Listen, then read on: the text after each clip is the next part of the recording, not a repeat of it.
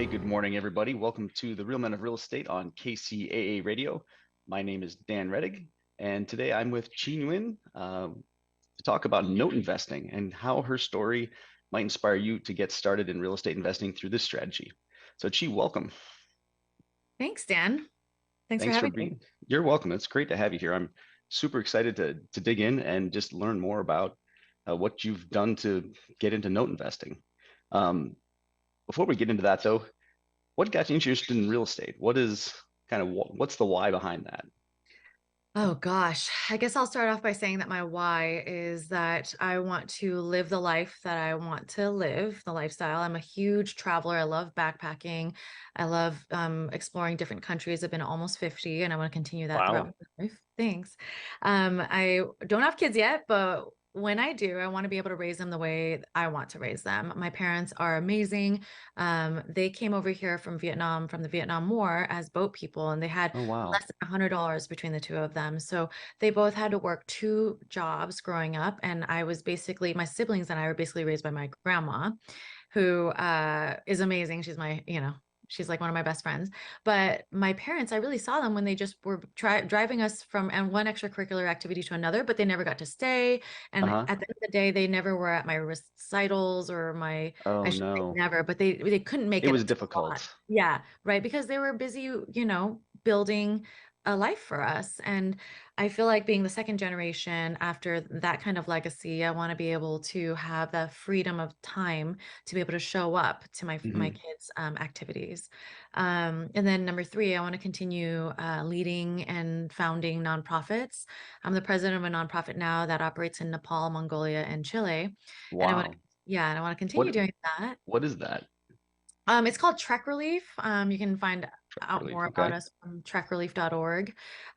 We basically bring people from lands of plenty to lands of need. And so, for example, you could go on a trek to Mount Everest Base Camp with Hmm. us, which is one of our treks that we lead in Nepal. And we have the two out of the three National Geographic certified trekking leaders, trip guides in Nepal, basically meaning that when National Geographic goes to Nepal to do their Uh-huh. hikes and their treks, they use these guys. Anyway, you're getting a really premium experience for a fraction of the price, Wow. and the price that you pay goes towards rebuilding. We've rebuilt 12 orphanages, a school, some businesses, and we've reconserved a park, one national park in Mongolia, and another park and farm in Chile. That's So yeah, there's my incredible. three whys. Um, Wow. yeah, and so I guess I guess if that answers your question, how did I get started into it? I've always wanted to go and live that kind of life, and so my family supported that, and I have a nonprofit background, but I went through a whole thing where I worked in nonprofit world as well with an Hmm. offshoot of the World Bank. Yeah, I don't know if that helps, but No, that's amazing. It's fascinating, actually. All yeah. right. And so real estate struck you as a great vehicle to achieve these dreams. Right, exactly. Okay. Was there a point in time or where when you knew, or how did you discover New this? I'm real sure you estate. tried a bunch of things. Yeah. Yes, exactly. So getting into how I tried a bunch of things, majored in, I went from pre-med in college. My older sister's a surgeon, my younger brother's a dentist, and my mom's a Oh, nurse. okay. My best friends are doctors and nurses. So that was just like the path I thought I was going down, but I discovered the nonprofit world. I really didn't care actually a lot about money when I was going to college. I just cared about making a difference in the world because when I was 16, I had a pretty big life event occur and I was like, okay, like what would make this life worthwhile for me? What if I were Oh, to die today or die 80 years from now? What could I say how could I look back on my life and be proud yeah. of what I That accomplished? I And love that that question. Very powerful. Yeah, yeah. And so the nonprofit world was where I landed. And so I went through and worked in that for a while with the World Bank. Like I said, I traveled the 9 southern countries of Africa by myself, working with like 232 nonprofit organizations there. I audited 38, of them for for globalgiving.com, which is an offshoot of the World Bank. And then I decided that the nonprofits world was amazing, and I still have a large part of my heart there. I just felt like maybe there was a better way to go about it. I had some, Mm, again, life-changing conversations with people, and I realized, okay, maybe I should try the for-profit for good thing. Maybe I should try the corporate life with a corporation, a company okay. that cares about giving back to the communities that they work with. And so I landed in the organic food and beverage industry, which I love. Another passion of mine is health and fitness and Hmm. all that, the whole look good, feel good, but also if you are healthy yourself, you can give more to others. But then I realized, I guess that there was one conference call I always kind of go back to is that a company conference call kind of struck a chord with me when the CEO of our company at the time, she was like a total badass. And she told the whole company that she was brushing her hair and chunks of hair were falling out. Oh, And I was like, "Oh, weird," because she was so stressed out. And I was like, "Well, she's the CEO. Like, doesn't that mean she's like the top dog now?" And I realized she still has a board of directors to answer to and stockholders and things hmm, like hmm. that. So, yeah, that's when I realized, okay, actually, the corporate world might not be the exact solution that I'm looking for. And so I landed in real estate. I was an agent for a while. I closed my first 4 deals in 3 months in LA. Oh my, wow. Yeah, and, then I realized, ooh, that's a little bit of a hamster on a wheel type of situation. You're never Always really getting turning. Yep. anywhere. Hmm. Yeah, and then I discovered investing, and that's when I was like, "Okay, that might be it." But I tried to sum all that in as little amount of time as I could, so hopefully No, that's helpful. that's helpful and it's fascinating. Wow, that's 4 and 3 months as an agent. That is, especially out of the gate, Yeah, in Los and Angeles, very in yeah. LA. That is really impressive. I know so many agents who will try to get one a year. Yeah, they Um, weren't large deals or anything like that, but I sure, just needed to get the repetition under my belt, you know? yeah, no practice, absolutely. Wow. So note investing is a particular niche that I don't usually hear people talking about. My friends who know I'm interested in investing and work on my own stuff don't even know about it. So how did you discover notes? Honestly, just going to a local RIA. I went to Okay. Phoebe, Long Beach Oh, Cerritos, okay. which is for stands for Investors by Investors. It's a chapter in California here that is like no selling, things like that. Hmm, hmm. No going to the back of the room and paying Right. $30,000 Yeah, for a course. exactly. And yeah, there was a speaker at the front of the room that was talking about note investing, and that's how I discovered it. Wow. Okay. That's pretty fascinating. And what did what did it really take you to try it then? How did you take those first steps? I'm sure you took some classes or maybe found a mentor.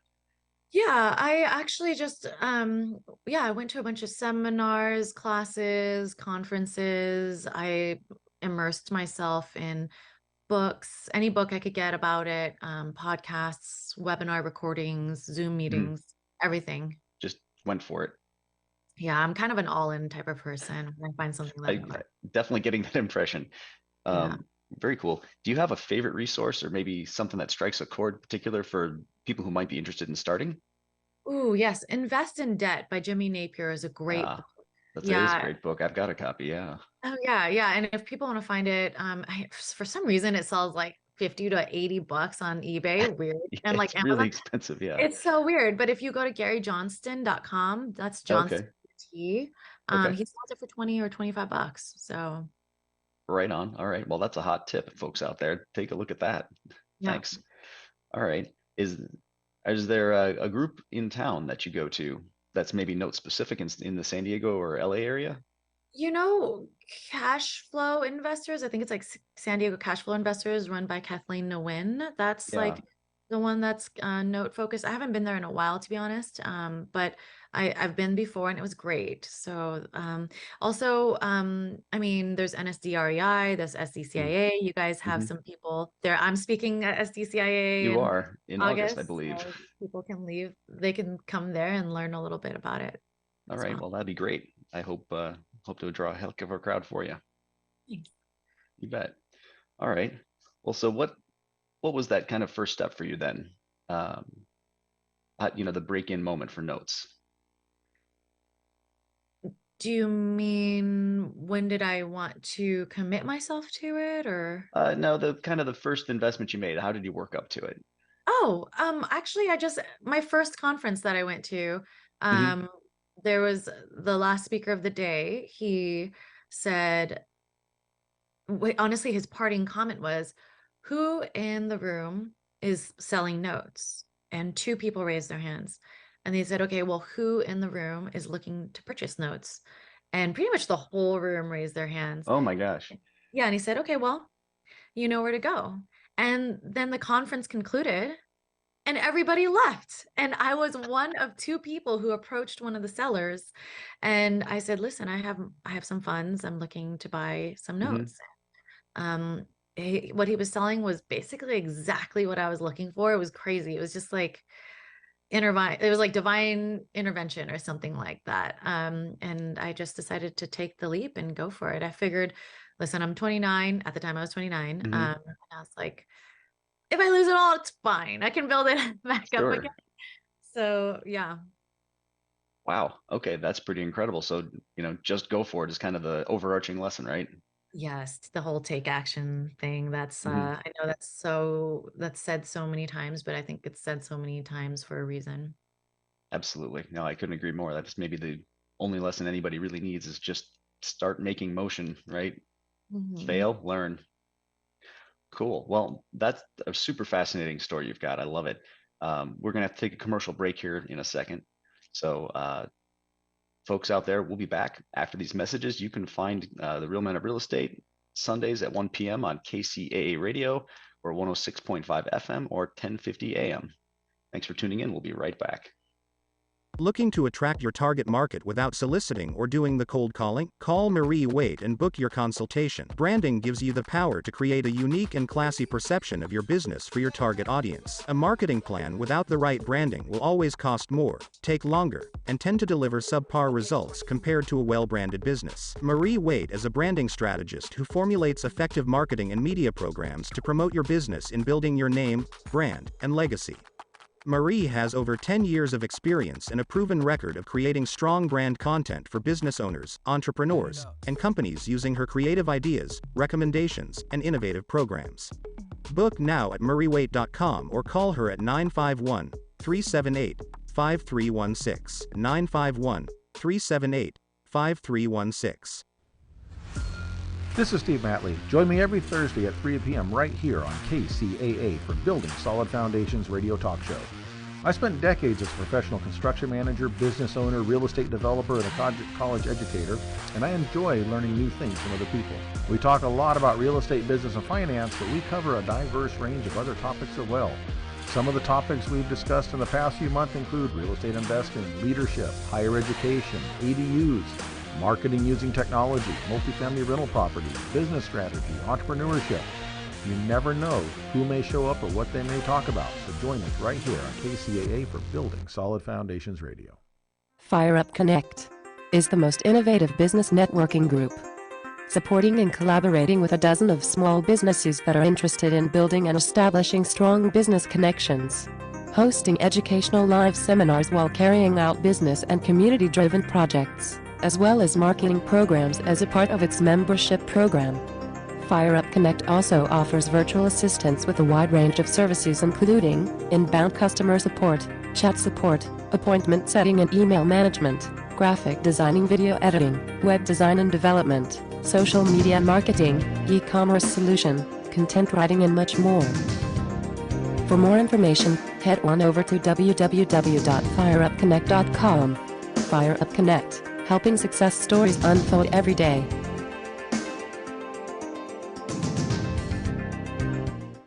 Tired of qualifying your leads and not getting the right clients for you? Join the finest women in real estate and learn how to attract the best clients and increase your referral network.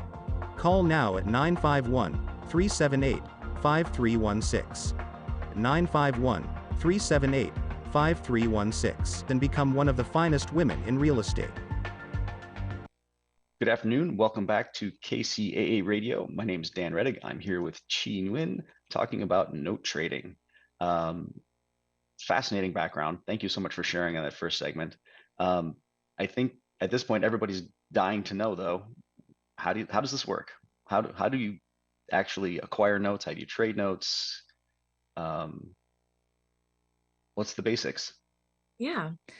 Good question. I guess I can kind of really mostly speak to how I got started in it, which Okay. is if you want to purchase notes, the way that I did it was I just went to a bunch of events and got to meet people in person. For me, I'm a very big in-person advocate because people can feel your energy. They can know if you're genuine, if you're, if that you don't have any tricks up your sleeve, that you would close Hmm. on time, that there's somebody that you're somebody they would like to work with. And so I guess I would start off buying like what we call as onesie twosies in the industry, like buy one or two. My biggest piece of advice in purchasing your first, few assets in the note investing world is to probably purchase a few like at one time. I started purchasing second position non-performing notes instead of first position, and they like to Okay. say in the second position world that you want to purchase at least 4 to 5 in your first one, in your first purchase. And it's Okay. called a little pool, is what we Hmm. call it, a pool of Could you assets. explain to people what that means when you're purchasing second position notes? Sure. Yeah. So I'll give an example with numbers because it Okay. helps.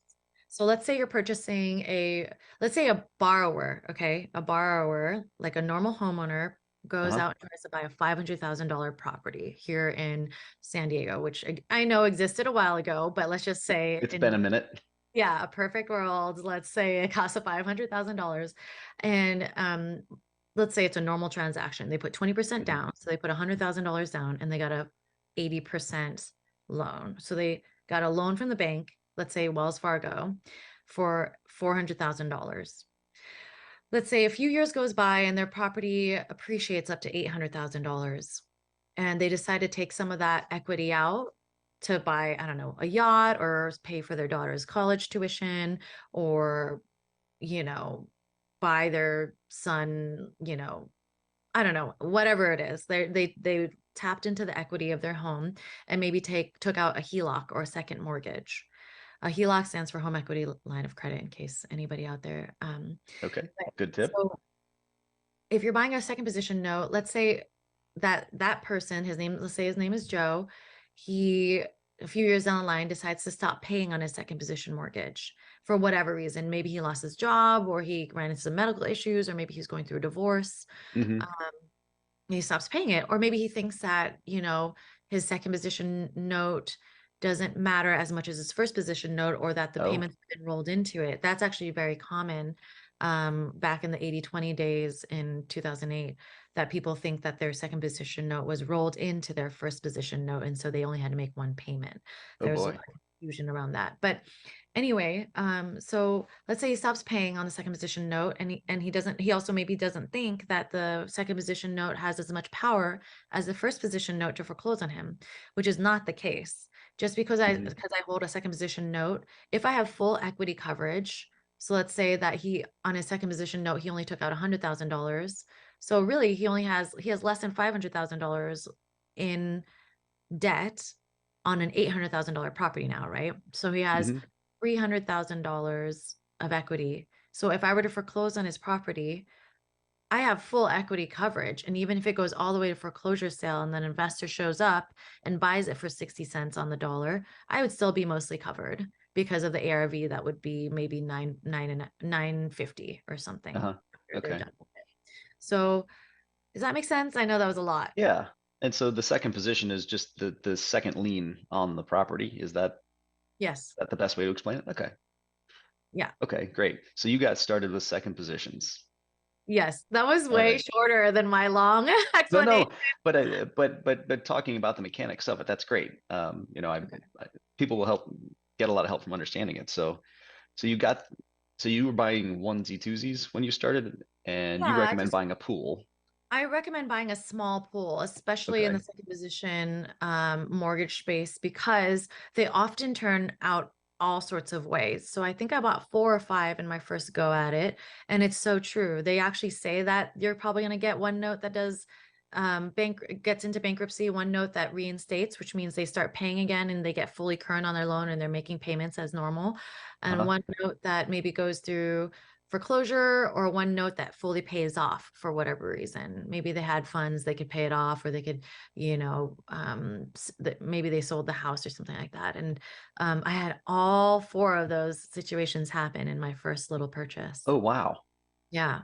So you So live the statistics live. Yeah, it's really crazy. Like I'm telling you, it's like, I don't know, some sort of like divine intervention. But it was really great because I got experience in every single one of those Mhm. possible outcomes, but also because well, thankfully each one of those notes were very profitable for me. But people like to say in the industry that you should buy a small handful when you first start out if you're in the second Mhm. position, because one win on a second position can fully cover a loss on another one. I got it. Okay. Yeah.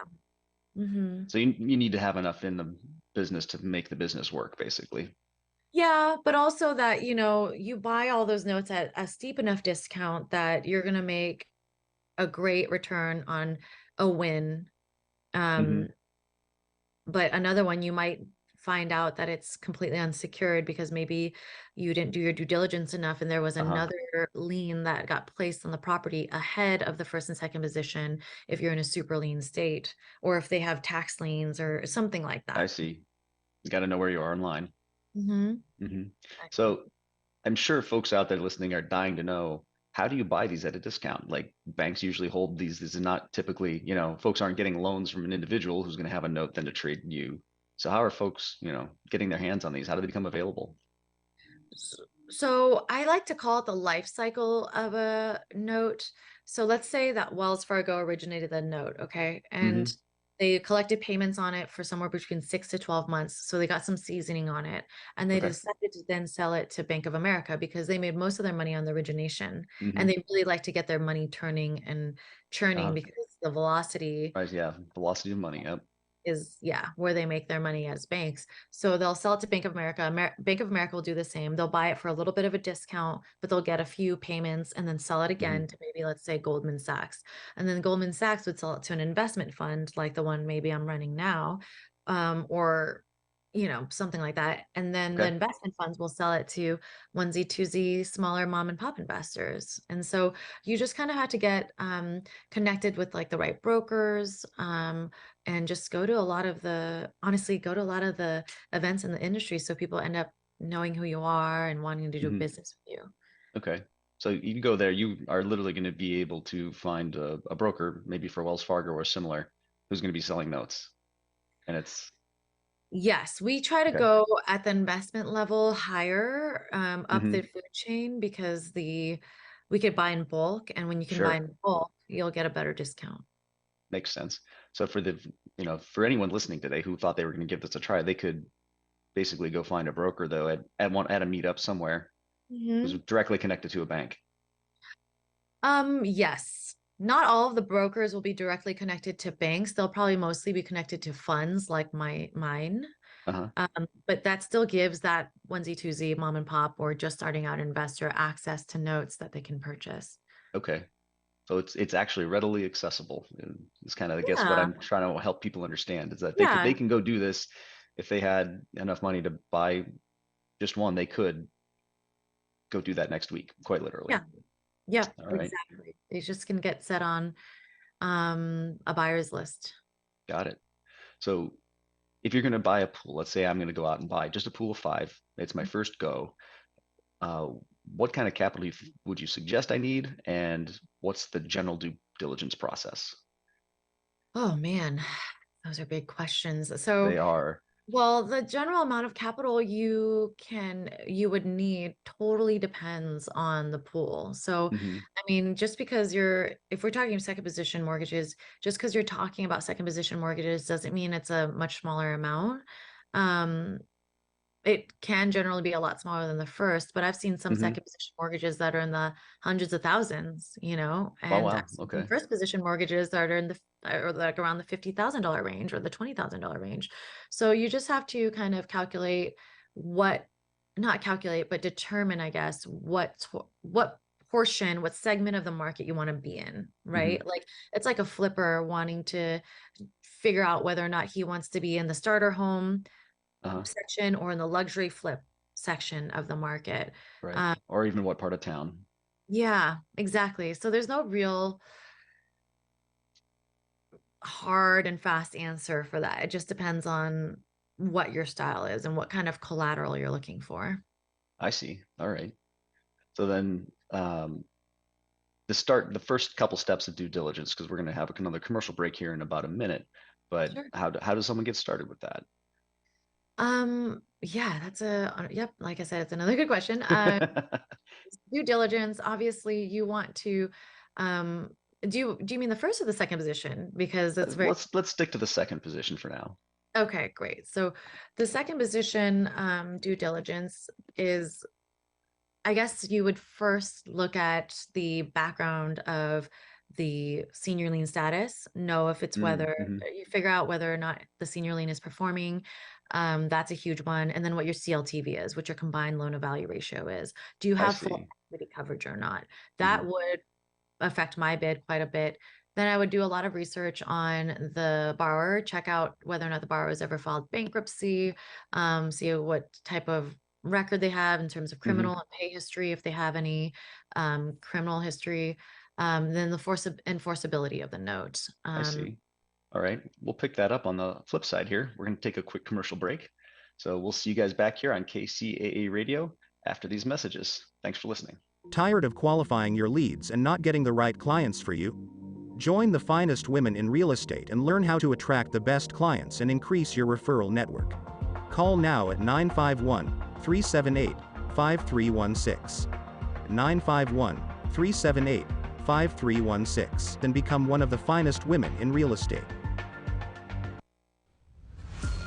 This is Steve Matley. Join me every Thursday at 3 p.m. right here on KCAA for Building Solid Foundations radio talk show.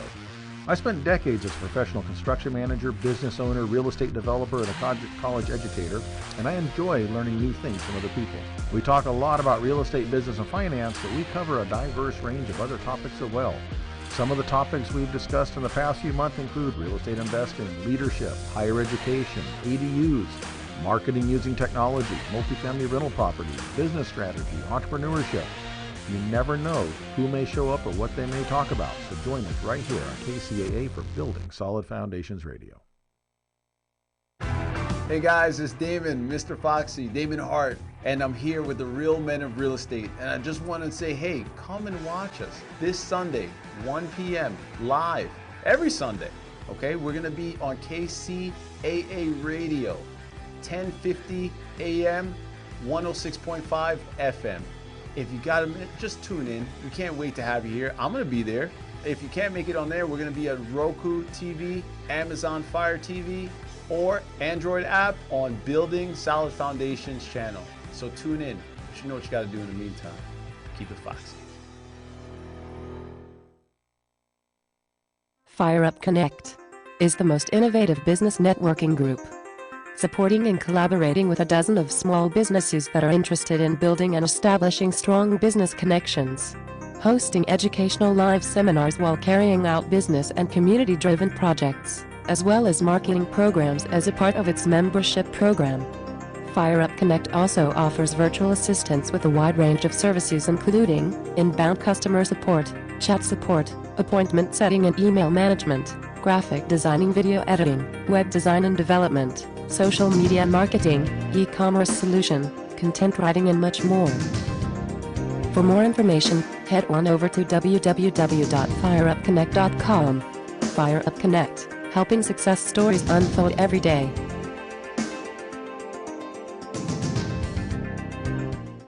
Looking to attract your target market without soliciting or doing the cold calling? Call Marie Waite and book your consultation. Branding gives you the power to create a unique and classy perception of your business for your target audience. A marketing plan without the right branding will always cost more, take longer, and tend to deliver subpar results compared to a well-branded business. Marie Waite is a branding strategist who formulates effective marketing and media programs to promote your business in building your name, brand, and legacy. Marie has over 10 years of experience and a proven record of creating strong brand content for business owners, entrepreneurs, and companies using her creative ideas, recommendations, and innovative programs. Book now at mariewaite.com or call her at 951 378 5316. 951 378 5316. Hey, good afternoon, folks. Welcome back. This is the Real Men of Real Estate, Sundays at 1 p.m. on KCAA Radio. We're at 106.5 FM, 1050 AM on your dial. And I'm talking with Chi Yuan about note investing. So we were getting into the due diligence aspects. And so after you find a loan and you check out what its status is, what if there's more senior liens, and start to figure out its value relative to the property, what's next? Yeah, so like you would check out the enforceability of the note, the occupancy, is it owner occupied or Okay, vacant, or is a it rental investor? maybe. Hmm. And that would help determine whether or not, um, you know, you're trying to determine the emotional equity. There are some second I position note see. buyers out there who actually purchase notes with a perceived no equity, just because they see that there's emotional equity there. If it's a Mm. family who has young kids and they're going to school there and they've been there for 20 years, it's likely that they'll try to figure out some sort of loan Hmm. modification. They'll come to the table and work with you for some sort of loan modification when you Hmm. after So you've you purchased. can help them solve a problem. Yeah, exactly. There's a lot more to it, but then I would basically look into the actual makeup of the house, the neighborhood, the crime, the school ratings. Then I would look into the back taxes. Are there any back taxes? Title, and then I would eliminate from there whether or not I want to actually continue purchasing on the note or not. But looking at credit reports is actually huge in the second position note, because Okay. they say that in the second position, you always research the borrower more so than you do in the first position. The first position is primarily interested in taking a look at the At the property property itself. Okay. historically. But I mean, I actually semi disagree with that, because if you foreclose on the second position, you take the property back too, just Hmm. subject Hmm. to the first position. You make those payments on the first. Um, yeah. And then I would look at pay history and communication log, from the borrower Okay. servicer. And then from there, I would do pricing. I would predict and project my expenses, how much I'm going to spend on legal, whether or not this borrower has been very litigious in the past with previous lenders. And I then I would see. determine and project exit strategies like foreclosure, or maybe that I think they're going to reperform, or maybe they're going to file bankruptcy likelihood. For example, there's a high likelihood that a borrower will file bankruptcy if they have high equity in the property, I but they see. can't afford the payments. Got it. All right. So there's a tremendous amount of detail Yeah, that goes into this. a All lot. right. I'm sure there's a lot of help folks can get when they're getting started on this, but if they're in it already, maybe they're just getting going. How can they protect themselves? What are the kind of common strategies? Small pool, not a high dollar in situation. How can you most effectively protect yourself? Good question. The way I most effectively protected myself was to calculate and mitigate my risk in the beginning by only Mm, focusing on a small section of the market. So for okay. me, I already knew second position liens at the time were way less popular than first position liens. So already, I would have a very, very specialized niche where I might be a bigger fish in a smaller pond. And so Hmm. not only would I have a higher likelihood of winning a deal, but pre- I'd also, I guess, put myself in a position where I knew more about the notes, and that strategy more than anybody else. So for me, I chose non-judicial states when I first started, because the foreclosure timelines are a lot shorter than judicial states. Yes. And I only chose a few states that I would invest in, like California, Colorado, and a few Texas, a few others that Hmm. I would do. I think I did. I was looking into Georgia before I found out you needed to have a license. So Oh, just finding out, each state specific set of criteria you'd hmm. have to know, and then also hiring the right attorneys. I think that in the note investing space, the attorneys are really just your right hand man and woman, or men and women. Hmm. You have to know that they know what they're doing and that they don't have long, just super elongated timelines in terms of their ability to respond to you, their ability to get notice of demands out, or notice of trustees sales out, uh, or um, affidavits out, or anything like that. So a very Okay. knowledgeable, experienced, and responsive attorney is probably one of the best ways. And also have them review your collateral files before you close, and then let them tell you whether or not there's anything specific in the collateral file Hmm. that might prevent you from a clear path of foreclosure.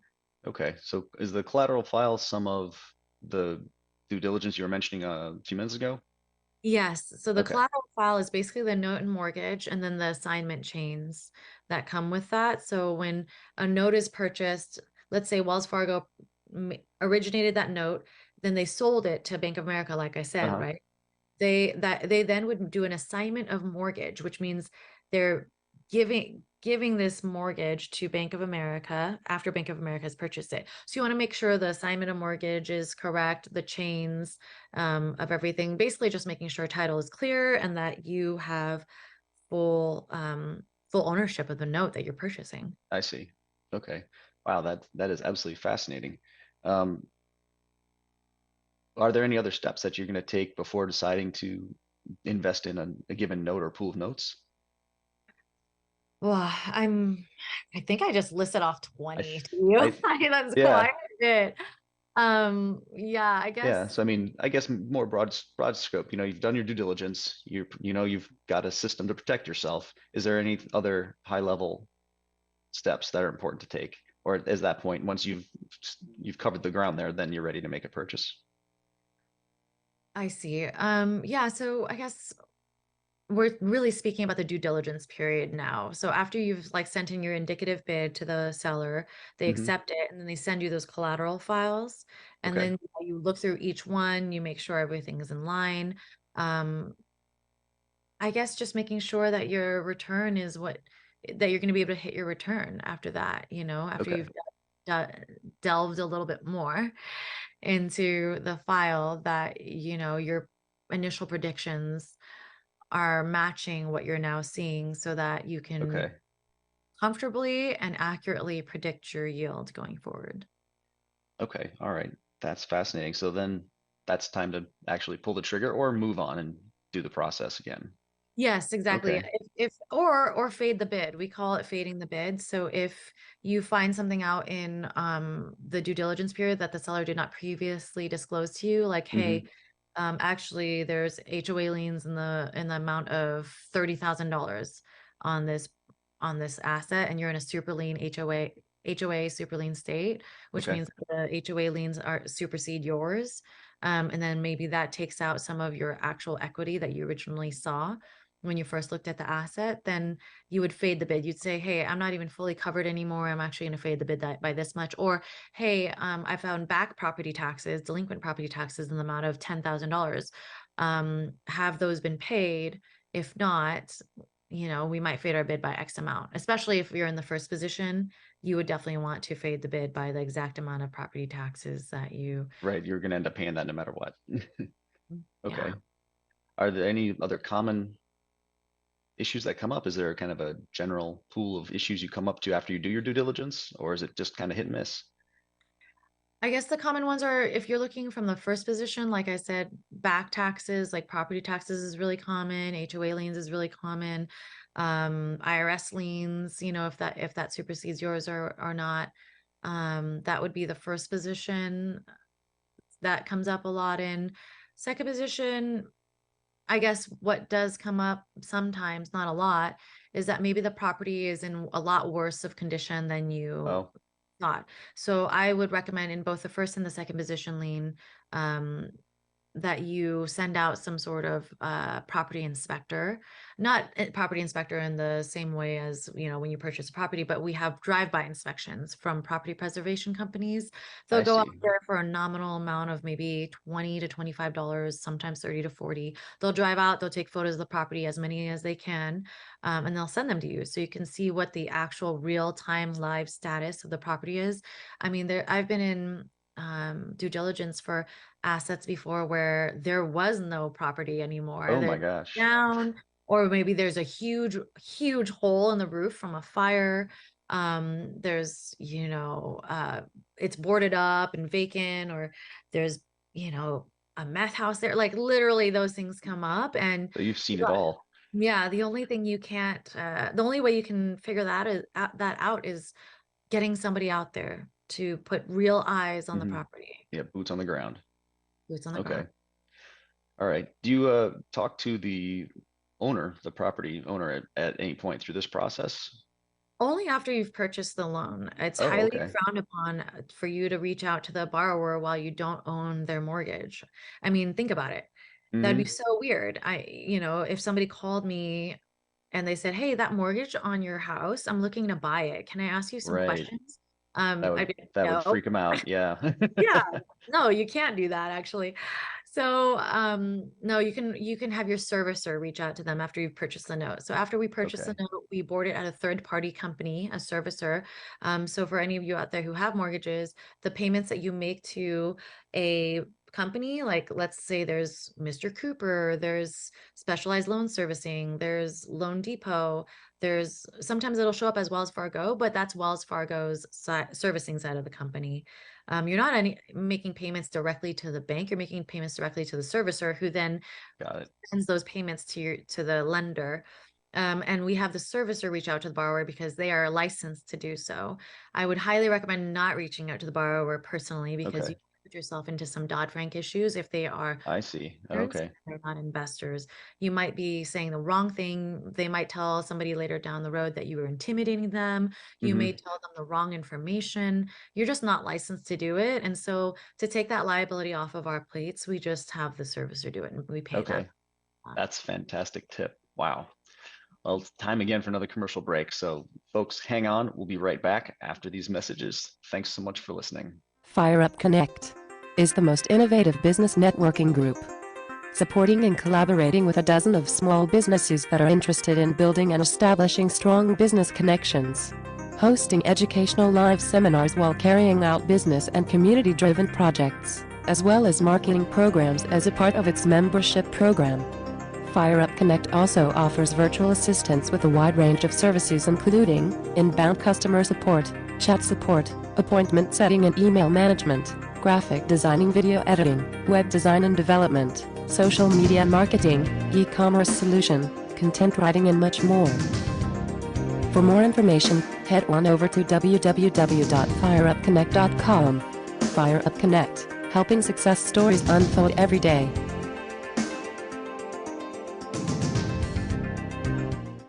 Tired of qualifying your leads and not getting the right clients for you? Join the finest women in real estate and learn how to attract the best clients and increase your referral network. Call now at 951 378 5316. 951 378 5316. Then become one of the finest women in real estate. Real Men of Real Estate. Men of Real Estate radio show here on KCAA. Notes, mortgages can be purchased. All of us want to live in thriving communities. Basically, go to the radio station, KCAA radio.com.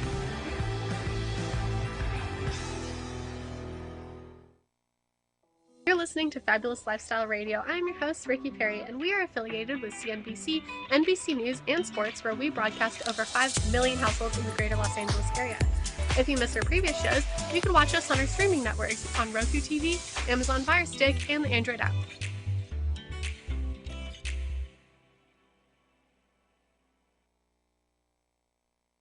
Looking to attract your target market without soliciting or doing the cold calling? Call Marie Waite and book your consultation. Branding gives you the power to create a unique and classy perception of your business for your target audience. A marketing plan without the right branding will always cost more, take longer, and tend to deliver subpar results compared to a well-branded business. Marie Waite is a branding strategist who formulates effective marketing and media programs to promote your business in building your name, brand, and legacy.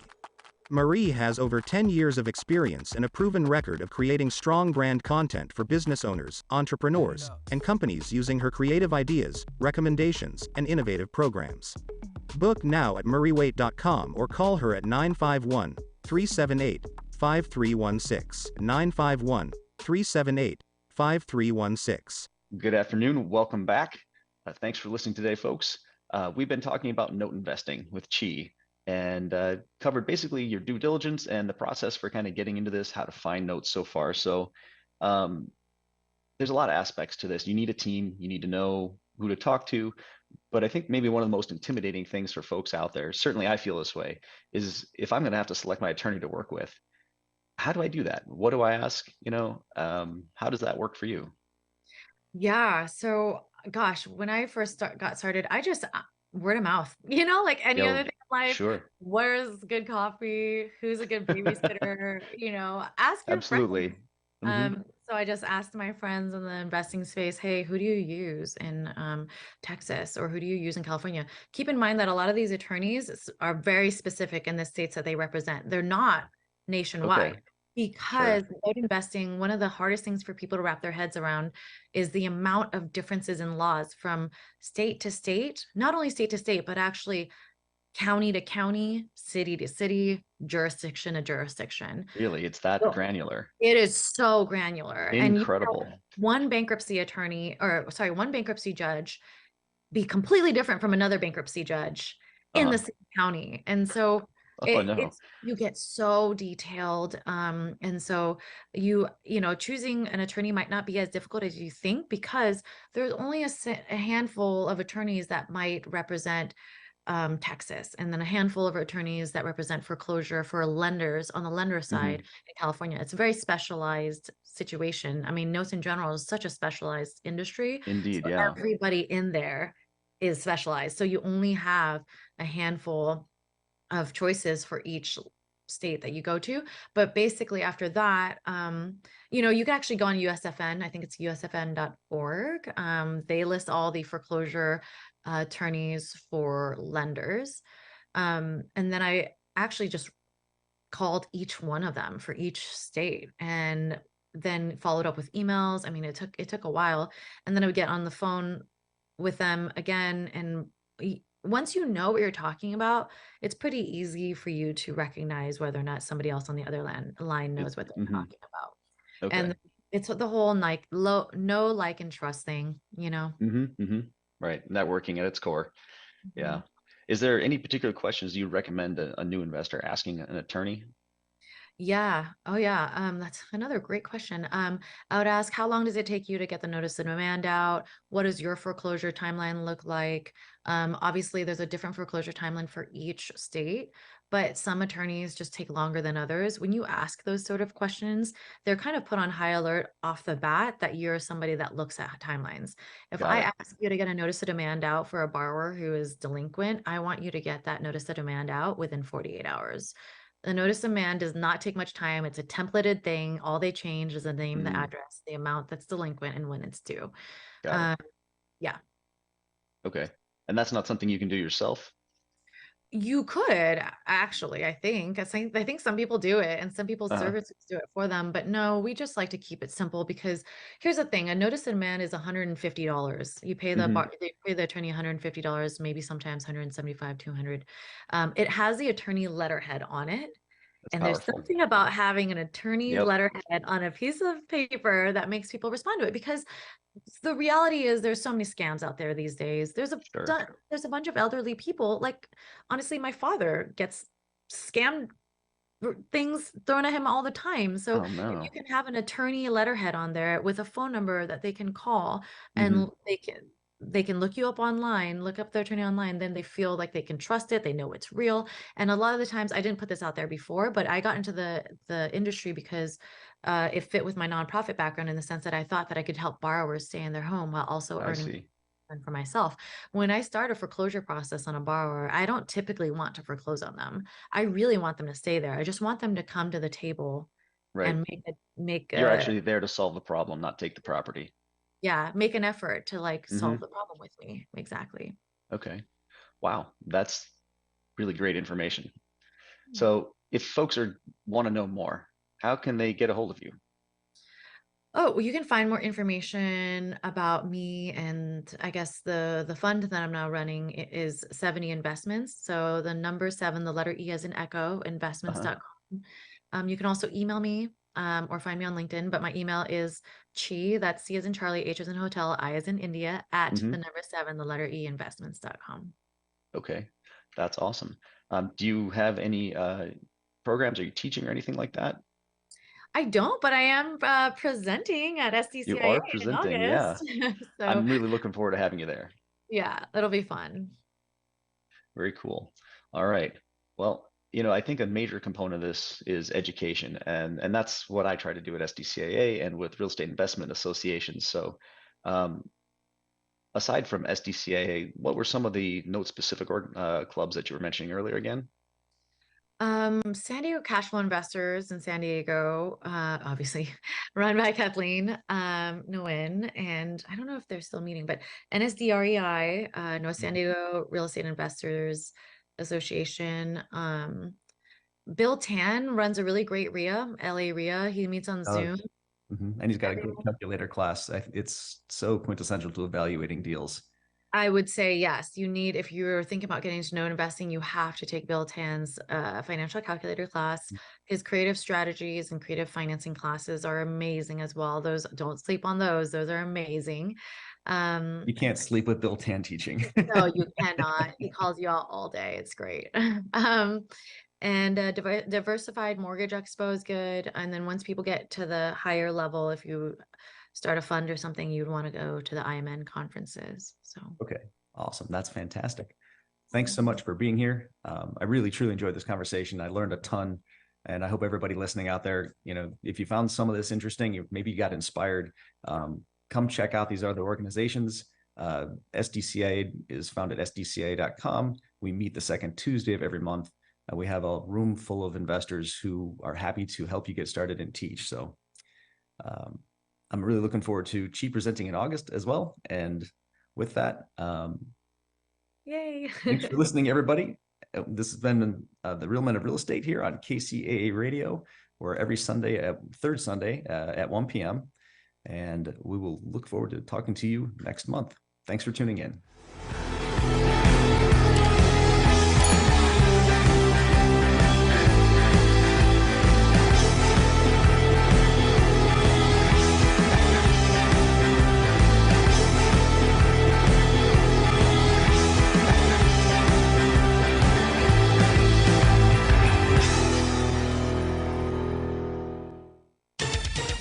We can't be everything to everyone.